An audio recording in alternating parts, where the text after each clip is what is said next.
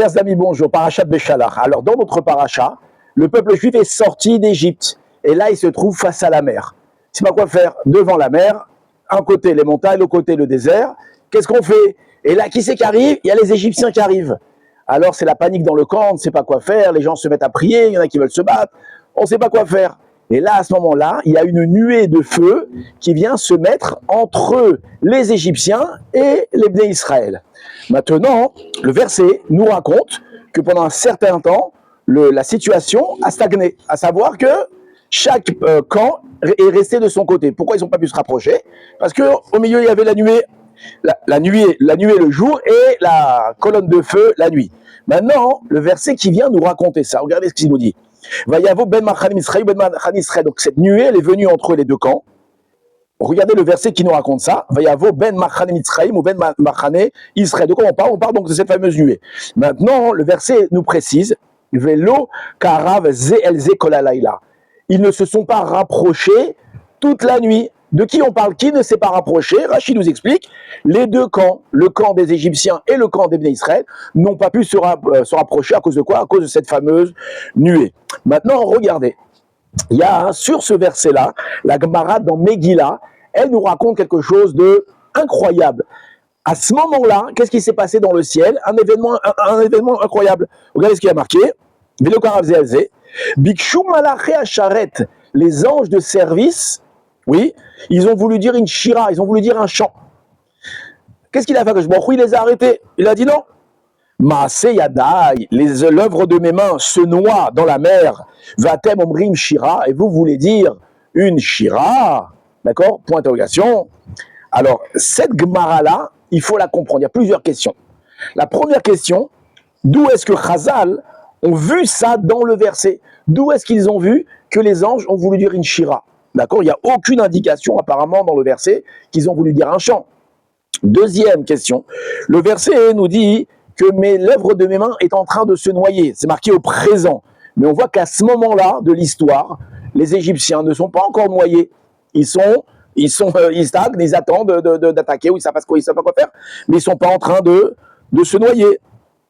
Et la troisième chose, pourquoi est-ce que Hachem les a empêchés de dire une shira, de dire une louange?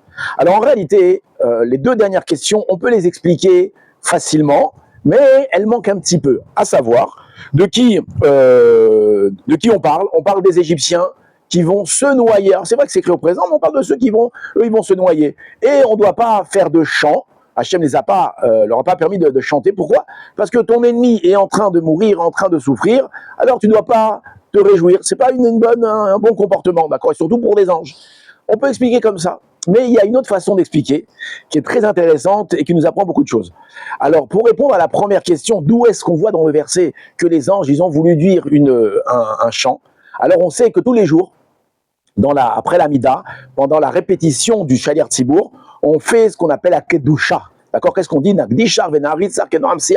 On s'appelle les uns les autres pour dire, venez, maintenant, on va sanctifier le nom de Dieu. Et on va sanctifier le nom de Dieu. Comme qui? Comme Kenoam Sirar. Kenoam Sirar Satzafé Kodesh.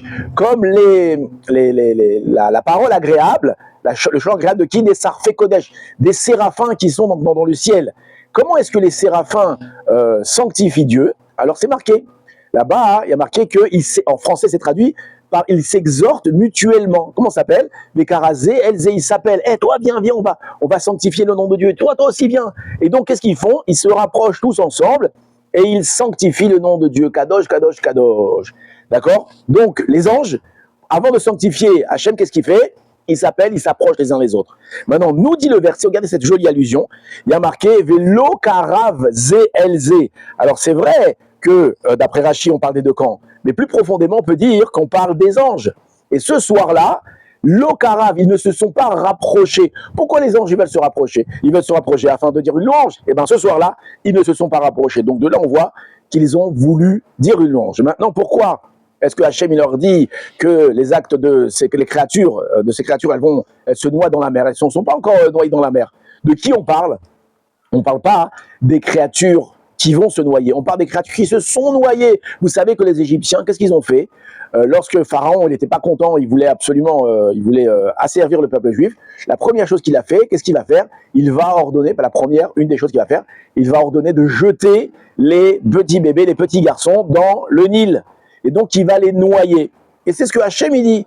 Mes créatures ont été noyées. Et vous voulez dire une shira. Apparemment, la shira, ici, c'était pas pour faire une loi, c'est pour autre chose. Alors là, on a besoin d'un autre élément. Dans le Tamar, il y a un passage où on nous raconte que un grand roi, Sancheriv, d'accord, le roi assyrien, a fait le siège de Jérusalem. Il est venu avec des millions de soldats, beaucoup de soldats. Et le roi qui régnait à Jérusalem à cette époque-là, c'était qui? C'était Chizkiyahu Amelech. Chizkiyahu Amelech, apparemment, il a regardé, il a vu des millions de soldats. Il a dit à Hachem, écoute, moi, j'ai ni la force de me battre, j'ai ni la force de prier, je vais dormir, et toi, Hachem, tu fais un miracle.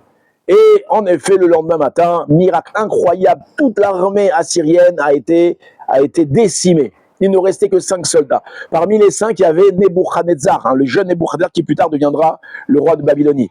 Et l'armée était décimée. Comment est-ce que l'armée a été décimée? Tout simplement que pendant la nuit, il a envoyé tous ses anges. Et les anges, qu'est-ce qu'ils ont fait? Ils ont commencé à entamer un chant. Et ce chant les a exterminés. Et donc, c'est ce qui a marqué ici dans le verset. Vous, les anges, vous voulez chanter. Et pourquoi? Pour détruire les Égyptiens. Quoi, les Égyptiens, maintenant, vous voulez vous battre et massacrer le peuple juif? Non, on ne va pas vous laisser faire. On va faire un chant et on va vous décimer. Viens, Hachem, il leur dit non.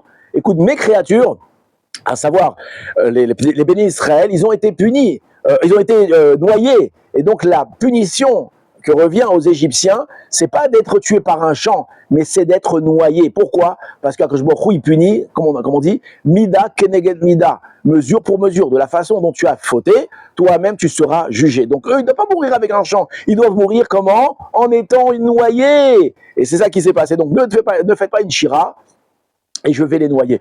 Pourquoi est-ce que Hachem, il punit mida keneged mida? Pour montrer qu'en réalité la punition elle vient de lui, bien que la chose elle vient de lui. Si les Égyptiens avaient été punis autrement, ils auraient pu dire oui c'est le fait du hasard, ou c'est la nature, ou c'est... Ils auraient pu dire ce qu'ils voulaient. Maintenant on voit que les 10 plaies et la dernière, c'est pas une plaie mais le noyage dans la mer, tout ça était très précis. Chaque chose venait par rapport à une faute que eux-mêmes avaient fait. Et ça prouve qu'Akadosh Baruch Hu, c'est lui qui dirige le monde. Et de la même façon, lorsqu'il nous arrive des choses et on fait le lien, j'ai fait telle bêtise et il m'arrive telle chose, et on voit le lien mida keneged mida, là, c'est un clin d'œil du bon Dieu qui te dit, oh, tu crois que ce que tu as fait, je vais le laisser passer, je vais pas essayer de t'éveiller, de te réveiller, et là, on voit quand les choses, elles sont liées, c'est que il vient me réveiller. Et c'est un grand mérite d'être réveillé, mesure pour mesure. Quand on n'est pas réveillé mesure pour mesure, alors on est un petit peu abandonné à la nature, et Akadosh Baruch Hu, il a une hashgacha refait, comme on dit, une hashgacha moins intense sur nous. Donc, lorsqu'il nous arrive des galères, ne voyons pas ça comme une chose négative, mais au contraire, d'un clin d'œil d'Akadosh Baruch Hu qui veut nous réveiller et qui nous prouve qu'il est encore derrière nous et qu'il espère encore qu'on va s'efforcer. En tout cas, je vous souhaite un très bon Shabbat Shalom. Shabbat Shalom à tous. Merci beaucoup.